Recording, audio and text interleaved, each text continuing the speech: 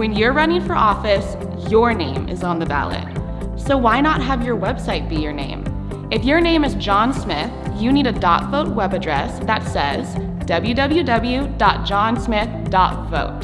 2022 will come faster than you think. Visit GoDaddy today and kick off your new campaign with a new personalized web address.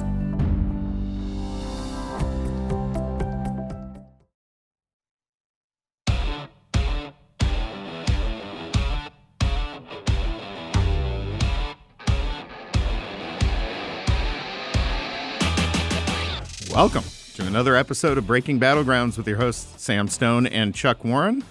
Fantastic guests with us again today. And thank you, our friend of the program, returning guest, Mark Joseph Mongilutz. He has been doing some fantastic writing on AI, on technology. You can get one of his, he just did a piece for us here on Breaking Battlegrounds. So go on our Substack and make sure you read that piece talking about AI in the upcoming election and in elections going forward, Chuck. And we're already seeing it. We're already seeing limited deep fakes. Well, you saw it with the Trump arrest, right? I was going to mention that, yeah. And some of those were pretty blatantly fake. They were, but what was revealing about them was the willingness of so many partisans, essentially, to want to believe them, right? And that's, the other half of any flat Earth conspiracy, any Ponzi scheme, is the willingness of the audience to be deceived. It's actually astounding. Social media has given such an insight into the ability of people to believe utter nonsense. Well, yeah, because you want affirmation for your beliefs. Yeah. I mean, that's human nature, like we both share the same hairstylist, and we like to think she's nice most of the time. We know that's not true. Guys, I'm looking at you this morning, and I have questions. But right, we want affirmation. We do, and I've noted before that on the free speech side, we're going to be stress tested in a lot of ways, and meaning there will be times when the kind of schadenfreude instinct will kick in. You'll be happy to see someone you disagree with deplatformed, but that's actually when you need to be most chauvinistic about free speech, is when someone with whom you disagree is being exactly that, deplatformed. And I think it's the same thing with a lot of these deep fakes. People they're going to want to believe the worst about their whoever it is they're voting against, or anyone on the other side, and you're going to have to resist that because. Well, here's a perfect example. A dear friend who's older, she does not like Barack Obama, and she's a wonderful human being. I mean, the type of person, if you broke down to him, if you're sick, you don't have to be a bad person not to like Obama, right? But she one day we got in a pretty heavy dispute because she was saying. For some reason, she was implying he probably wasn't a good father. And I just said, there's literally no facts about that. I mean, AI could go do X, Y, Z to put him in a bad light, and that's going to feed what she believes. I'm probably going to get in trouble with some conservatives, but watching from the outside, he looked like he was probably the best presidential parent of my lifetime. Well, no, I just think that's a lousy argument. I think they're good parents. I think they're good parents, right? Terrible. You could be a great parent and a lousy president on policy. They're not mutually exclusive. So. His kids aren't train wrecks. Let's just start there. No, they're not. So now we have this. So I called Mark and said, Mark, can you write for us this article of what people should look for during the 2024 campaign cycle on AI? So Mark graciously wrote an article, How to Prevent AI from Tricking Us in the 2024 election. It's on the Breaking Battlegrounds Substack. It's on our social media. It's got a lot of traffic on our Facebook and Twitter. I mean, that's been fantastic. So let's go through, Mark, the things that people should be looking for, what they can do to combat it. I would guess if I was to sum it up in one word, but we have time to fill, so we want to go further than that, is triple check your source of other people. Yeah. We're all going to have to become pretty quick at cross-referencing. We're going to very, very adept at kind of triangulating truth. So, I was thinking of some examples that you messaged me this morning, and I was thinking of some hypotheticals as to, what could actually meaningfully impact an election.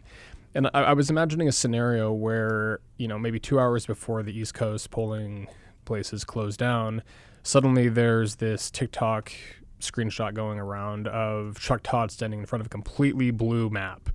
and if that's the only resource you have is TikTok, you should automatically go and check one other place, at minimum. Probably two. Hence triangulate. Yeah, it should have at least three. Well, so okay, if you need at least three and you start at TikTok, you still need three. Sure, indeed, yeah. TikTok, that may be -1 actually, so we might need. With TikTok, you probably need 4 or 5.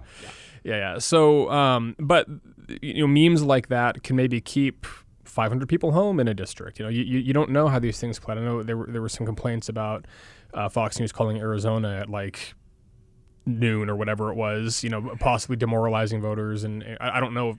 No, true, I mean it was very early. No, I mean that's let me give you a perfect example. So 2004, I was in Florida helping President Bush's reelection on Get Out the Vote, and that morning came out exit polling that showed Bush losing Florida. Now, Bush losing Florida means there's nothing else really matters at that time specifically. And I remember being there with this war room we had, and then it showed, I think at that time it was Senator Martinez, a Republican, winning, but Bush losing. And I immediately just started yelling the alarm. This is impossible. You can't have Martinez win and Bush lose. That did not reality. So for 30 minutes when they got that exit polling, total deflation. I mean, I don't think people are going. Then I went and brought that point and yelled it, and then they jumped on it. And so then at that time, here's all the precincts you need to go hit, drive everybody there. We'll just take our chances.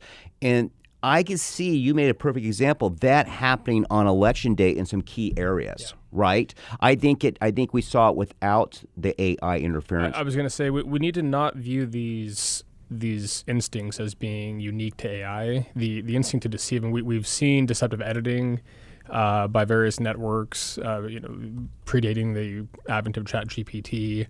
The Fox example, and it wasn't new. I think it was like 7, but I think there were still places in the East Coast that hadn't yet been called, and so that was kind of an odd. It was an odd sort of move on their part, at least in the eyes of a lot of the electorate. And if you were to do something like that using AI, using some sort of deep fake technology, it might have more credence, than it would have 5 or 6 years ago. If you're suddenly showing, oh, hey, it turns out, Texas, it was purple after all, and maybe that keeps 10,000 people home, and we had the AG's race here get decided by a few hundred votes. Right. I mean, well, absolutely. The fact that certain segments are crying foul, people are being suppressed, I think kept people home. Right. Yeah. But our instincts on this, they need to be politically agnostic. Meaning, if you see this is happening to someone in the opposite party, you need to be as vigilant about that as you would with your own, because in the absence of truth and trust, the republic itself wanes. I don't mean to be too philosophical. No, but it's very true. But it's very true. We can't take pleasure in falsehoods. So almost everything an AI could do, a human hacker or human technologist could do. Sure. Does AI have a greater ability to cover its tracks when it's doing it? Ooh, great question. Yeah, I don't know. Maybe more quickly, more efficiently, as we say about everything with AI. It can maybe, I think what AI will do, it will sort of, it will render these capabilities more pervasive. I think you won't have any hacking expertise to engage in bad acts, and you can create a lot of confusion with a little bit of effort, unless you have an electorate that is a little bit more vigilant, a little bit more protective of truth in a very objective sense. I mean, the best thing I think a lot of the left could have done would be to have immediately doubted that Trump was actually, trying to fistfight 5 New York police officers, right, rather than giving them any credence, or rather than broadcasting them aggressively like some of the networks were doing. Not that they were buying it necessarily, but they were kind of having fun. It seemed,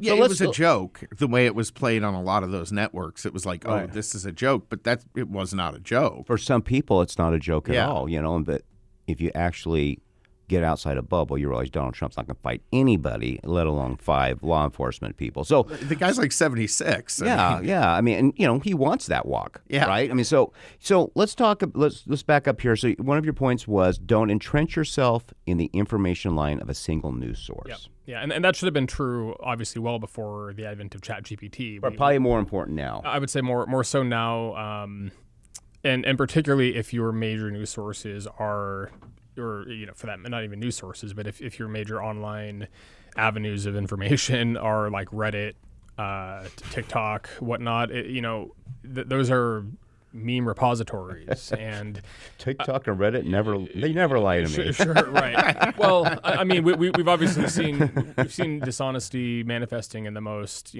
quote credible unquote. Yeah, we see it in New York Times all the time. Right, and so it's certainly not unique, but I think the truth triangulation formula is going to be cross-referencing as much as possible. The other thing that I mentioned in the piece was that there's a robotics term called the uncanny valley, and some of your listeners might know it, but it's about 50 years old. It's a roboticist named Mori, who I think is a Mahihiro Mori, might be off on that name, but essentially his theory was that the closer in likeness to a human face a robot face becomes, the more eerie it seems, and that there's a valley separating the you from the essentially what it's supposed to be. Isn't that why they always say, like in animated shows, they have to stop before it gets too human looking? Yeah, because it gets kind of creepy. And a good example, I think IndieWire did a review of that Lion King movie from 2018, and they called it like a descent into the uncanny valley or something like that. And it's true, when you look at those lions, they almost look real, but something's not quite right. And that's Well, there's a great link you put in your piece, Detect Deep Fakes, How to Counteract Misinformation Created by AI. And one of the things they said is high-end deep fake manipulations are almost always facial transformations. Yep. Pay attention to the cheeks and forehead. Does the skin appear too smooth or too wrinkly? It's the agedness of the skin similar to the agedness of the hair and eyes. Deep fakes may be incongruent on some dimensions. Right, and these things will get better, but I don't know that they'll ever be 100%. I think our instincts for, certainly for human faces, and we've evolved over millions of years to perceive a lot from human faces. There's another point here I want to make here. We've got about a minute left. You wrote point number 5, there's good reason for skepticism these days. Don't let hysteria dominate. So, for example, let's use the Trump arrest, right? Yep. I'm still pretty sure most papers would have covered that on a front page if he had actually been arrested and handcuffed, right? I mean, sometimes you have to use some common sense, right? Yeah, it's just, again, the heart-sinking aspect of that was how willing so many people were to believe it. And I'm reminded a little bit of who was the woman who testified that Trump had tried to leap over the seat on Inauguration Day. Right. And like that's in the limousine. It correct. Just, that never happened. happened. Didn't happen, right? Right. The man has no ability to make that happen. Well, and that aside, just whatever you want to believe about the guy, that never sounded credible, but a lot of people really wanted to believe it. Because they hate him so much. Yeah, absolutely. Breaking Battlegrounds coming right back with more from Mark Joseph Mongilutz in just a moment.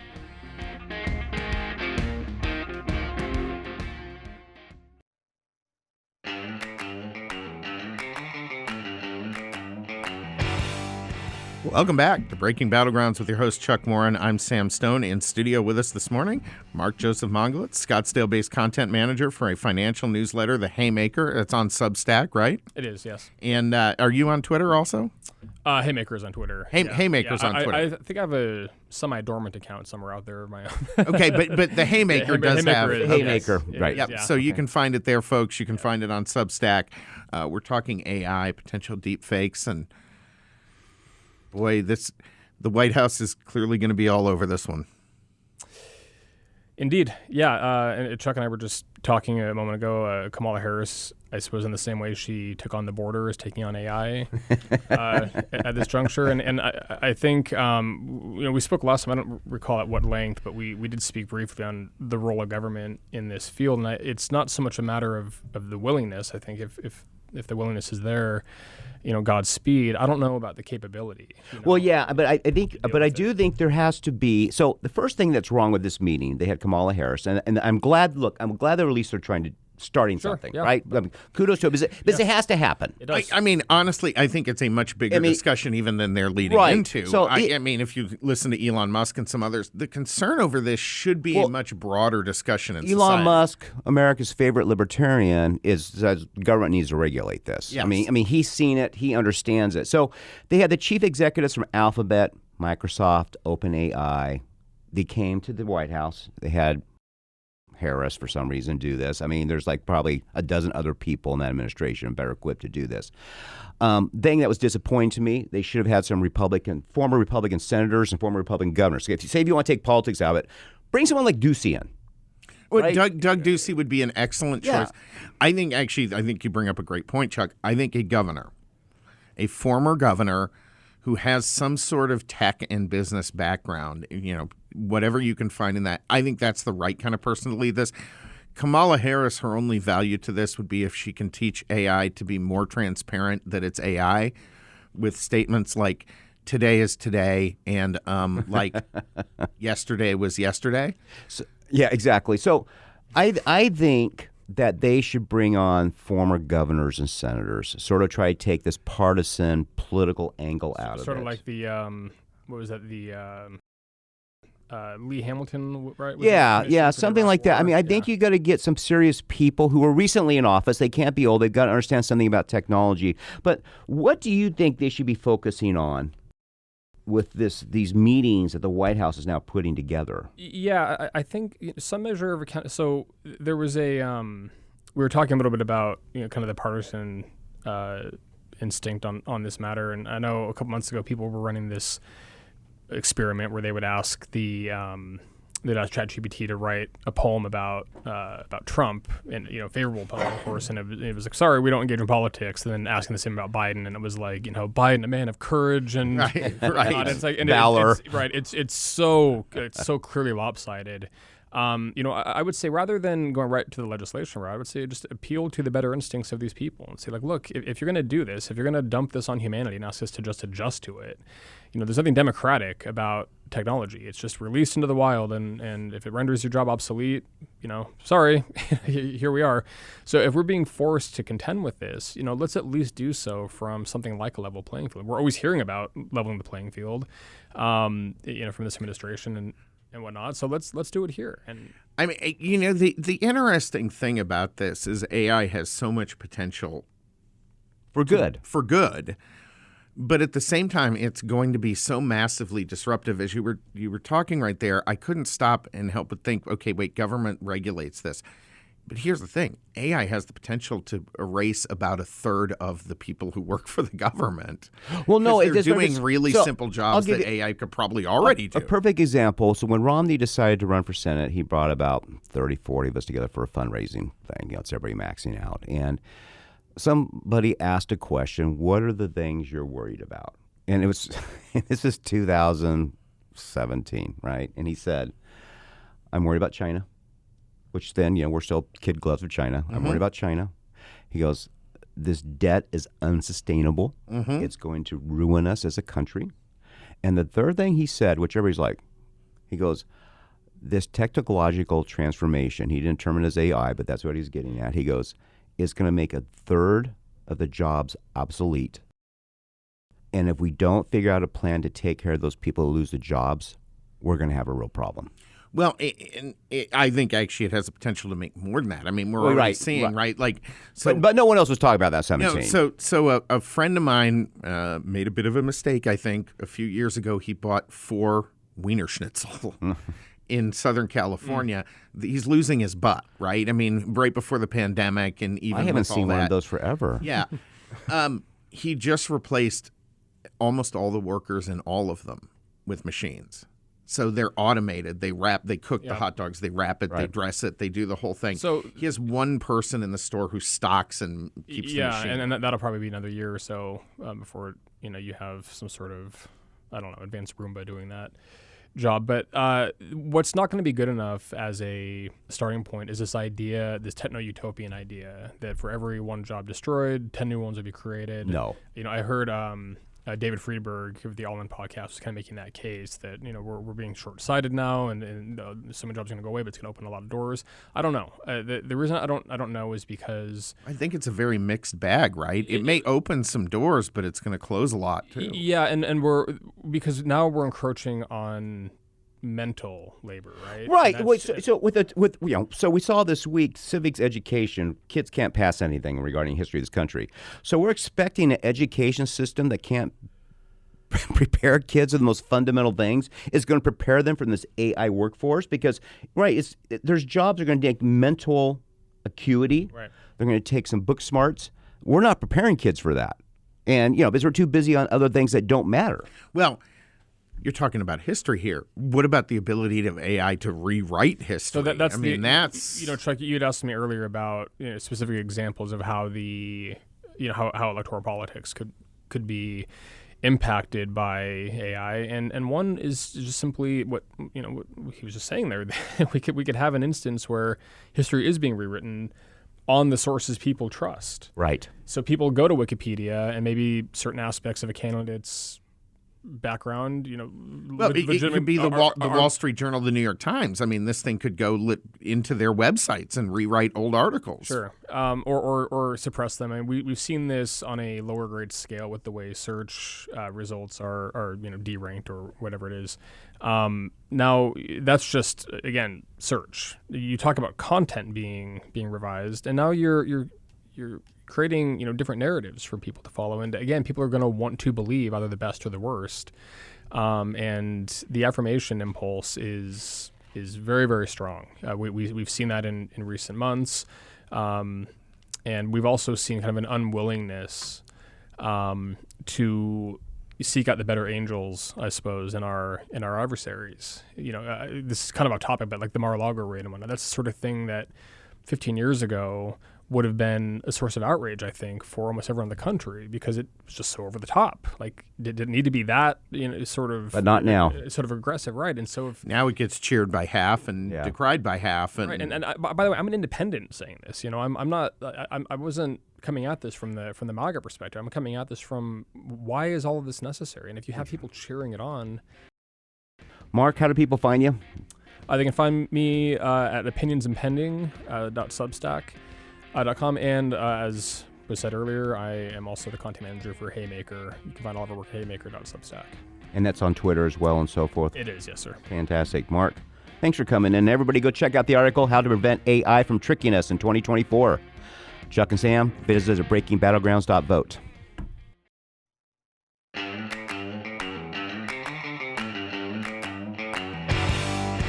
Welcome back to Breaking Battlegrounds with your host, Chuck Warren. I'm Sam Stone. Folks, are you concerned with stock market volatility, especially with Joe Biden in office? What if you could invest in a portfolio with a high fixed rate of return that's not correlated to the stock market? A portfolio where you'll know what each monthly statement will look like with no surprises. You can turn your monthly income on or off, compound it, whatever you choose. There's no loss of principal if you need your money back at any time. Your interest is compounded daily, you're paid monthly, and there are no fees. This is a secure collateralized portfolio that delivers a high fixed interest rate up to 10.25%. That's right, folks, up to 10.25%. And the company is Invest with Y Refi, a due diligence approved firm, and you can earn again up to 10.25%. Go to invest, the letter Y, then refy.com. That's investYrefi.com, or call them at 888-YREFI24 and tell them Chuck and Sam sent you. Next up with us on the line, Jimmy Quinn, National Security Correspondent for National Review, previously a William F. Buckley Fellow in Political Journalism at the National Review Institute, and he's been covering some of the goings-on in China, particularly a little bit of a censorship incident via TikTok that just came up. Jimmy, thank you for joining us, and welcome to the program. It's great to be on with you. So you had a fantastic piece that I read and shared the other day. Probably a lot of folks here in this country don't know happened. TikTok suspending libertarian think tank that posted about Hong Kong and Jimmy Lai. And then very shortly afterwards, another article where TikTok claimed it was a technical error. Can you start by telling us what happened with this incident? So this is really par for the course where TikTok once again took down an account temporarily that had posted about something that is politically sensitive in China. The Acton Institute is a think tank based out in Michigan, and they recently produced a documentary on Jimmy Lai, who is a Hong Kong pro-democracy icon. He led a media outlet there that was very vocally pro-democracy, and he's been imprisoned in Hong Kong by the CCP-backed authorities over that stance. So this documentary was really getting the word out about that situation and talking about the Chinese Communist Party's takeover of the city and the crackdown against democracy there. So what happened was the Acton Institute, they went on TikTok, they posted 6 videos about this documentary. So it was mostly trailers and teasers, essentially, right? Yeah, exactly. It was just a few teasers. And obviously, they featured interviews with people who were talking about the Hong Kong pro-democracy crackdown, as well as, the situation with Jimmy Lai right now. So what happened was, initially, I guess this would have been in late April, one of the videos was taken down. And apparently it was because TikTok had flagged it as engaging in abusive behavior. But considering the content on TikTok, that's a pretty extraordinary label. Yeah, I guess we could say that. But it featured a 1-minute long clip with scenes of protesters being attacked by police and the police firing tear gas. So I guess TikTok's story was that they temporarily took it down because there was violence in it. They eventually restored it after the Acton Institute appealed. But then on Tuesday, so this past Tuesday, the Acton Institute's entire account was taken down. They were suspended, and they were, at least for that time, kicked off of the platform. So the following day, the Acton Institute tweeted about it. They wanted to get the word out because they couldn't even get on TikTok to appeal the suspension. And that's when I reported on it.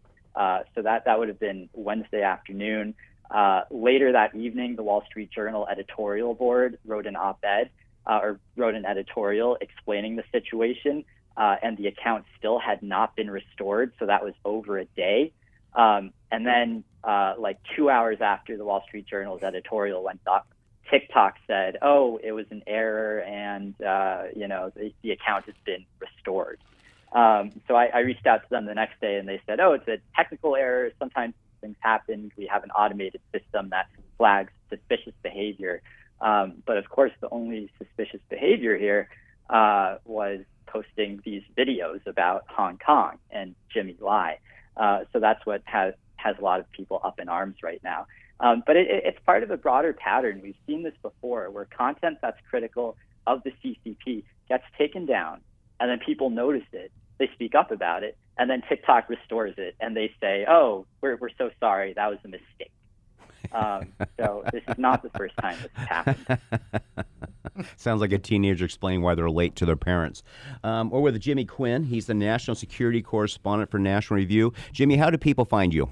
You can find me on Twitter at James_T_Quinn, or you can just find me on nationalreview.com. Jimmy's going to be right back to us for a new segment. This is Breaking Battlegrounds. You can find us at breakingbattlegrounds.vote. This is Chuck and Sam with our honored guest, Jimmy Quinn. We'll be right back.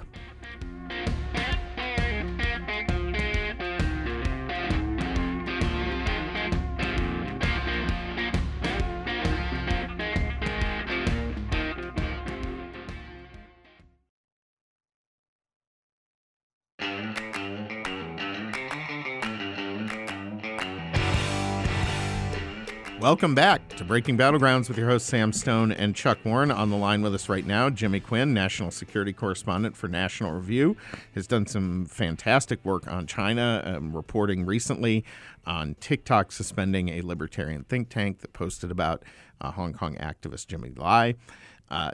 Thank you again for joining us, Jimmy. We really appreciate having you on the program.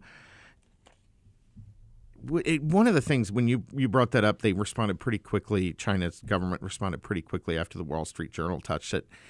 Are they, and I'm not meaning to demean National Review, which is doing some of the best work in the country, is the Chinese government maybe more afraid of the Wall Street Journal than they are other news outlets because financial institutions are about the only thing they like in America? Yeah, I mean, I think it really speaks to TikTok's sort of sneaky public relations strategy.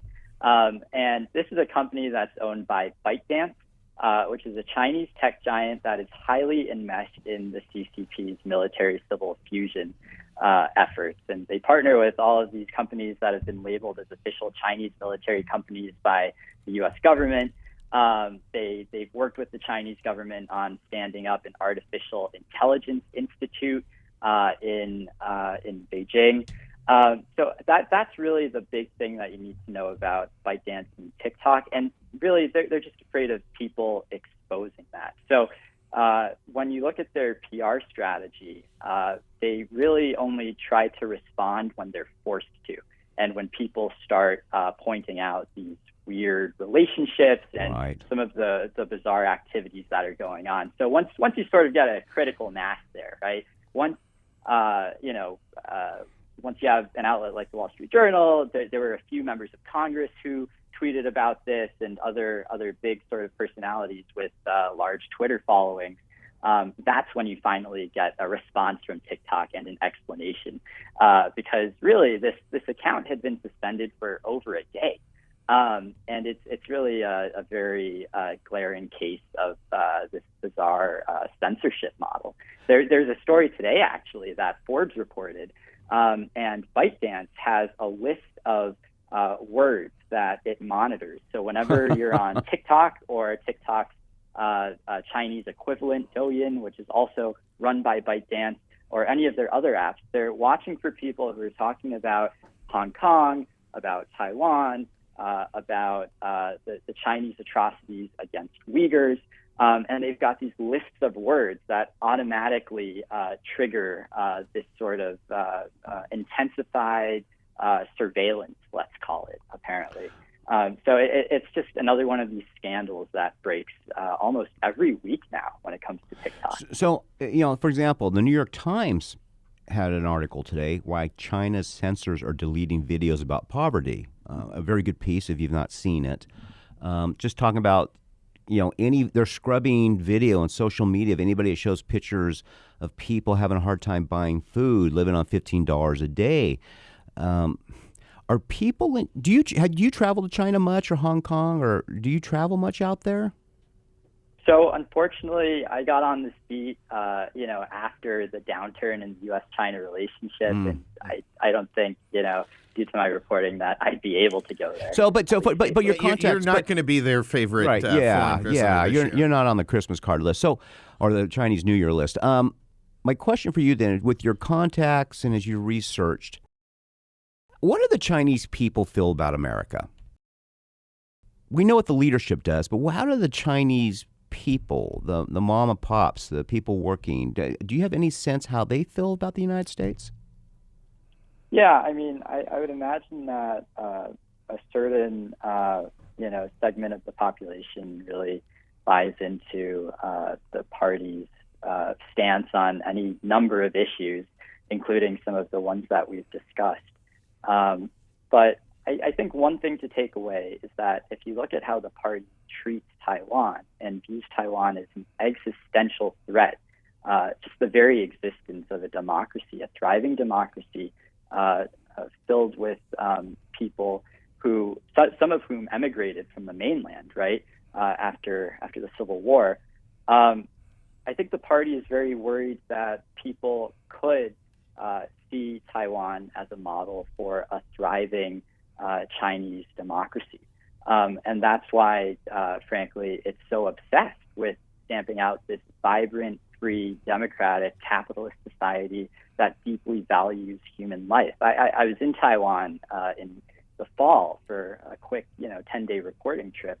And it really is an amazing place. And it is, kind of this counterexample of what China could be if it weren't for this totalitarian one-party state that has basically dominated the country. What do you see? Do you think?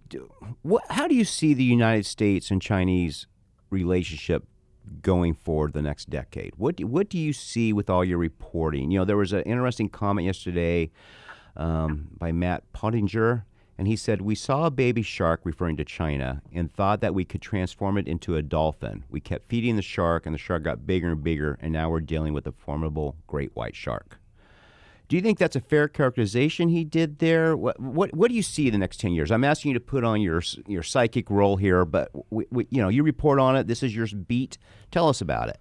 Yeah, so what we've seen over the past 5 years is a reversal of the previous engagement approach that we had. And that was the idea that we could basically cajole China into, or the Chinese Communist Party into embracing markets and therefore embracing a form of liberal democracy.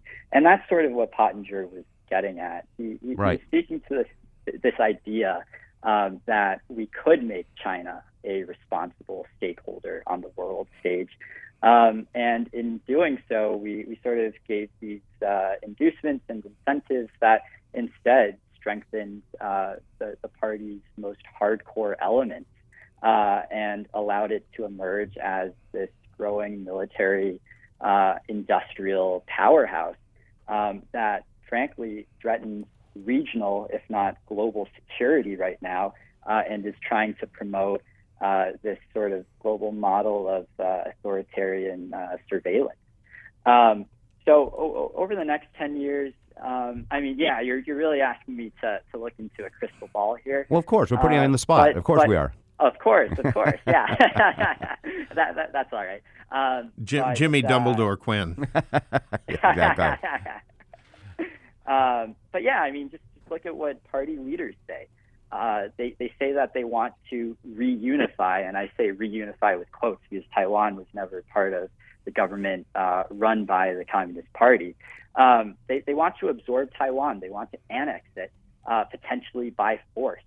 So the next decade is going to be defined by our ability to either deter or otherwise dissuade the party from undertaking such an invasion. Because that would be such a disaster, not just for Taiwan, and it would be a humanitarian catastrophe in Taiwan, but also for international security. We saw what happened when Russia went into Ukraine. A Chinese invasion of Taiwan would result in consequences 10 times that, or many multiples that, when you're talking about the effects on supply chains, on global technology, food security, whatever else. Well, in their physical security, Japan, South Korea, and all of East Asia would be in a panic. So let me ask you this. Absolutely. So there's a talking point. I use it. I could be totally wrong, that China is watching what the world does of Ukraine. And if we push back Russia out of Ukraine, do you think they'll be less hesitant to take violent action against Taiwan? I think that the important thing to note here is that Russia and China are rapidly solidifying an alliance. Right before the 2022 Olympics, they signed this no limits partnership, it's called. Right. And we've seen this intensifying diplomatic process where the Chinese and the Russians are getting very close. They're partnering more and more on security-related topics. The U.S. has been trying to prevent China from providing the Russians with weapons. So far, the Biden administration says the Chinese have not officially really armed the Russians in their war against Ukraine. I think it's really difficult to speak to the way that China is strategically looking at the Russian invasion of Ukraine and how that might affect Taiwan. But I think it's very clear that if Ukraine is successful and continues to be successful in repelling Russia's invasion, Russia will be all the more weaker for it. And it's going to be harder for that Sino-Russian alliance to really throw its weight around and to exert influence around the world and intimidate other countries in the orbits of Russia and China. Yeah, as much as we're draining our coffers and our military reserves, it's much more significant drain on their end. They're just popped up on my news feed that the Russian mercenary chief, the Wagner Group, is pulling out. They just said we're going to pull out and lick our wounds. Wow. Jimmy, want to not so much shift gears, but but something related. You had a great piece. China hacking threat rises, yet FBI is mandated to spend millions on zero-emission vehicles. I thought that piece was sort of a microcosm of the conflict right now, the state of conflict between our government and China's, where one is laser focused on their geopolitical aims, and the other one is just filled with nonsense right now. Yeah, that's right. So, the article that you're referring to, it was about this really, I think, revealing moment that happened on Capitol Hill a few days ago, where Christopher Wray, the FBI director, was testifying before Congress about the FBI's budget request. And basically, there's this one congressman who pointed out, you're only asking for $5 million more compared with last year's request for the FBI's counterintelligence operation, but you're asking for $14 million to have this fleet of zero emission vehicles.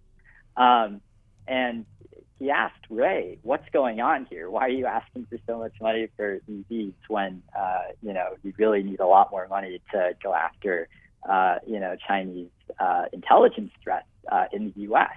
And Ray basically said, it's all about an executive order. We have to comply with that, and there's really nothing we can do. The executive order says that we need to spend some money on zero-emission vehicles and have a fleet of those vehicles.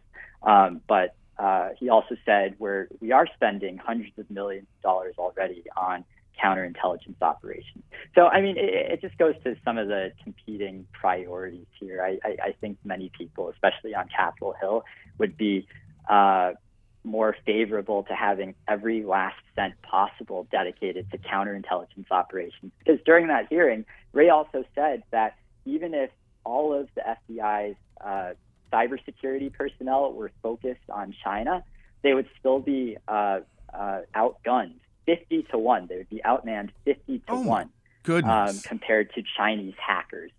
So and that really, doesn't count up all the Russian hackers, too. Exactly.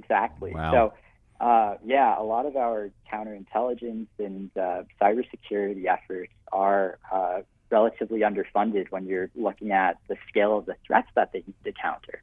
And yet the FBI is forced to spend $14 million on zero-emission vehicles right now. I think this is something that really shows how people might need to get focused on these threats and try not to get distracted by other things. Well, you have been fantastic, and we appreciate you coming on today. Jimmy, would you please tell people again how they follow your work, where they go, how they can follow you? Sure. Thanks for having me on. You can go to nationalreview.com or follow me on Twitter at James_T_Quinn. Jimmy, thanks a million. We hope you'll join us again soon. We loved having you. Thank you so much. Have a great day. This is Breaking Battlegrounds. We appreciate you joining us. Visit us on your local radio station that we're on, or visit our podcast. Give us a good ranking. Share it with your friends. Subscribe, download, share, do all those things that help us out, folks. Just do something. Don't be lazy. Have a great weekend, folks.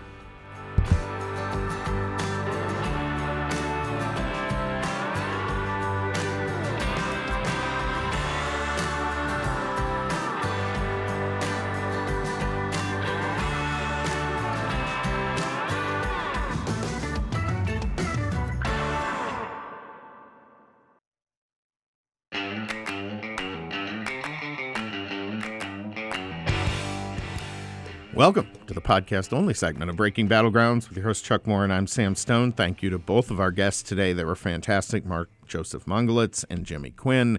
Chuck, it's been one of those weeks when all sorts of craziness keeps happening that it's very dystopian. Well, I almost feel like watching the news. I feel like we mention this every week, and I don't think that's going to stop in our lifetime. Unfortunately. I think that's where we're at now. Yeah. Right? And I think part of it is, I'm not sure the world's any crazier in some ways, like the 60s or 70s, but it's a constant flow of information. So like in the mornings, you and I get up, we'll look at news for the show. I can spend 4 or 5 hours.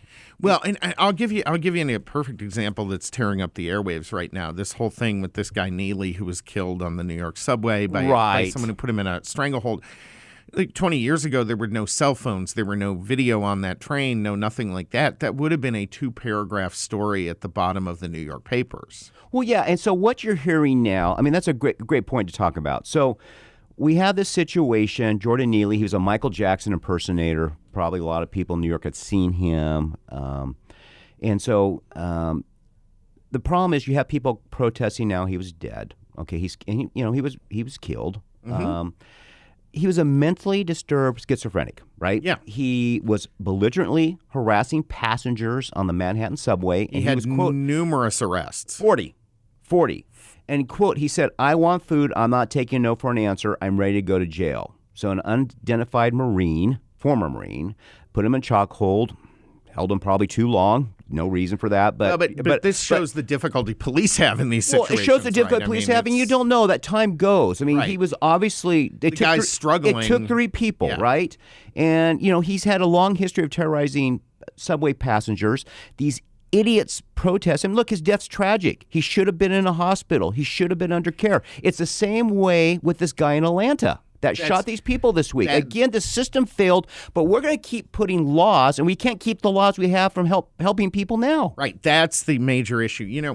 One of the things that came up, so I actually commented on I forget which reporter's feed on that story, and I said, listen, as long as we continue to enforce the law less and less, the government backs off from enforcing the law, you're going to see more and more actions like this of vigilantism across the U.S. You're already seeing it. And the tragic consequences from not enforcing the law in the first place are endemic in society right now. That's our pandemic that we're dealing with, is this violence. So 2 major incidences this week. That one and the shooting in Atlanta, both gentlemen should have been under care.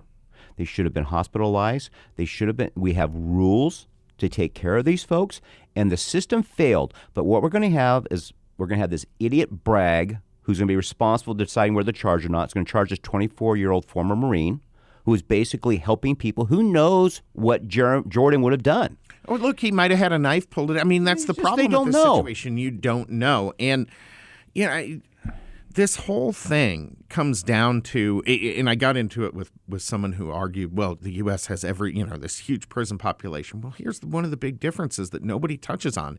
In Europe, you can put someone who is mentally insane in inpatient treatment against their will, and you can't do it here. I love people like to mention Europe on some things, but don't realize how aggressive they are on things like this. It's like, the abortion laws that Nancy Pelosi are very strict. They're 15 weeks. Yeah, in some cases 12. Yeah, and so they like to do, but they take this type of thing very seriously. So it's a tragedy this young man's dead. But again, this is the system. This is law enforcement not being done. This is not taking care of people. We like to say the term fell through the cracks, but that's what happened here. Well, I would not say 40 times. He didn't fall through the cracks. He wasn't 40 times, right? I think he was dropped out of the basket. Yeah. Right? I mean, that's... No, wait, look, all these people protesting his tragic death today don't care about him. No. They're just full of lies. This is a left-right political issue for them that has nothing to do with the actual human outcomes from all these incidents. You have some great...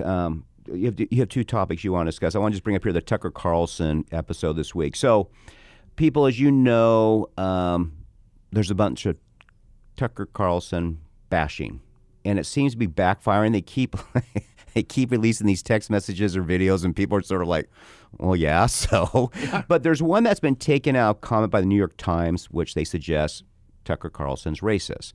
Here's the full text. Kylie, this is for you, okay? A couple of weeks ago, I was watching video of people fighting on the street in Washington.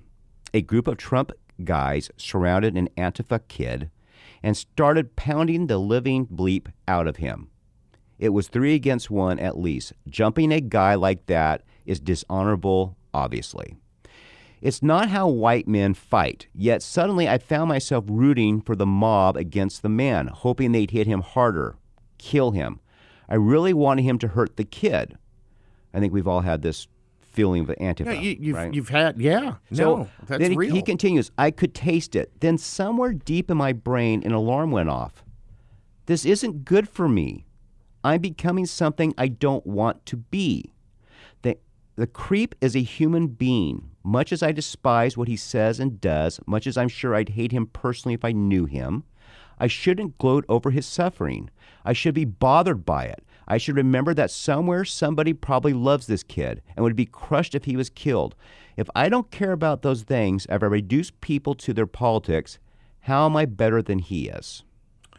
I think that's a very honest conversation. That is actually a deeply reflective, personally honest conversation that lots more people in this country need to have with themselves. I mean, and we've caught it. We've seen these rascals out there. I've had that exact reaction. And I've had to walk away and say, I don't want to be this person. Right. And I've had that exact same thought. And the fact that whoever's leaking these doesn't see that human experience, that human being working through this, makes them a disgusting human being. Well, the selective leaks so far are far more indicative of the mindset of the people doing the leaking than of Tucker Carlson. Which goes back to Mark's point in his great article he did for us. You need to check various sources. Whenever you see a quote, I always do this. I like to go back on it. It's sort of like the lunacy of some Trump supporter saying Soros endorsed Ron DeSantis. So you know what? Actually, Chuck, this is really relevant. So I do, not as consistently, folks, as I should, and I'm working on that time-wise, the Battlegrounds Watch reports. One of the things I've found with those is I try to find non-paywalled sources for the thing. So it may be an article that's in the New York Times, but often you can find like the Birmingham News has it copied over, right? Right. But in doing that, I keep finding discrepancies, real ones. Very much so. So it's obviously source reporting, but then they're being picked and chosen over by these various news outlets when they're putting them out.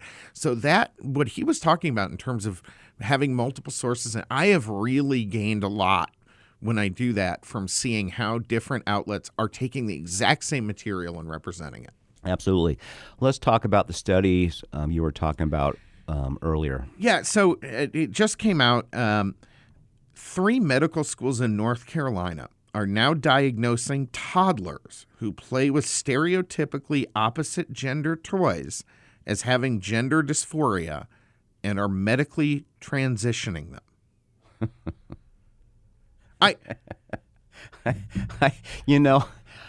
You just can't do that to a child. Well, this is insanity. No, it's weird. I mean, it's not just weird, Chuck. This is really abusive, evil action.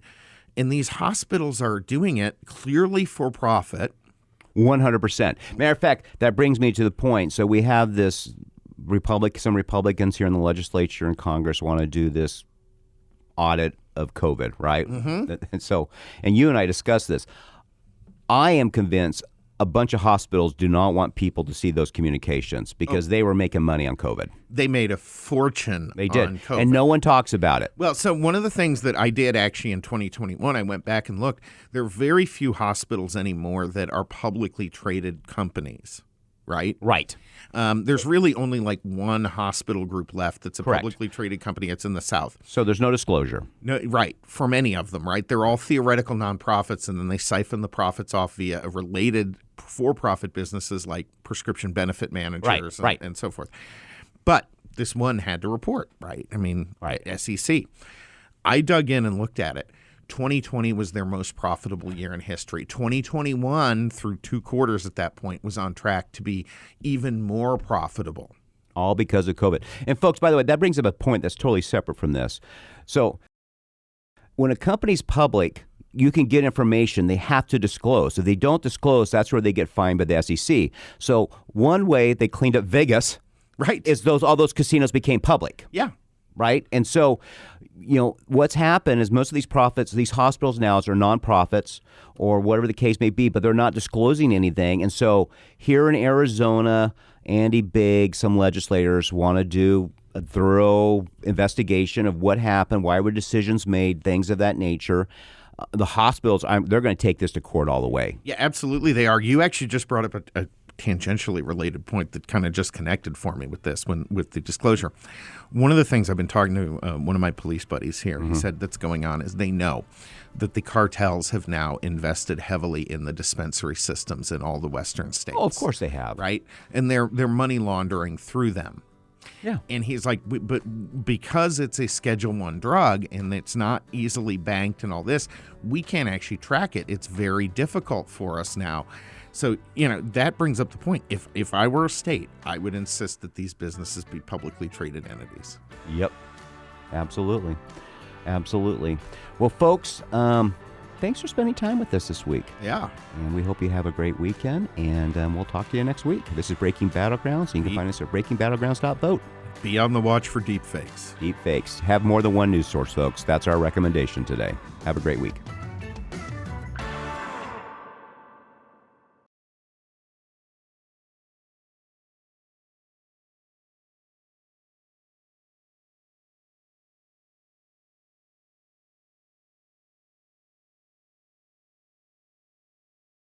Running for office? You need a campaign website. Introducing the web address of the democratic process, .vote. So how do you purchase your .vote website? Visit www.yourname.vote. Type your website name, example www.johnsmith.vote. It's available. Add your web address to your cart and check out. Once checked out and have received confirmation, you may begin to create and utilize your website to connect and engage voters. To learn more, visit get.vote. Happy campaigning!